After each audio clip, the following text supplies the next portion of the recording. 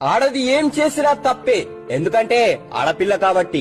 నవ్వితే అమ్మో ఆ పిల్ల చూడండి బుద్ధి లేకుండా ఎలా నవ్వుతుంది అంటారు. ఏడిస్తే దరిద్రం ఏడవకూడదు అంటారు. నలుగురిలో కలిసిపోతే సిగ్గు ఎగ్గు లేకుండా చూడండి ఎలా ఉందో నలుగురితో అంటారు. నలుగురితో కలవకపోతే ముచ్చుమోంది అసలే కలవదు అంటారు.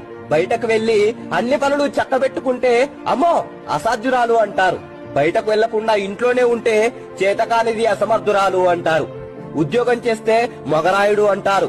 ఇంట్లో ఖాళీగా ఉంటే సోమరి అంటారు. లక్షణంగా తయారైతే సోకులాడి అంటారు. చింపిరిగా ఉంటే మోటు మనిషి మొరటు మనిషి అంటారు. భర్తను ప్రపంచంగా భావిస్తే రెండో పని లేదు మొగుడే ప్రపంచం అంటారు. భర్తను పట్టించుకోకుండా హద్దుల్లో ఉంటే దానికి పొగరు పెట్టు చేస్తుంది అంటారు. ఇవన్నీ ప్రతి ఒక్క మహిళ ఏదో సమయంలో ఎదుర్కొంటూనే ఉంటుంది. కానీ తానెక్కడా కృంగిపోదు. ఎందుకంటే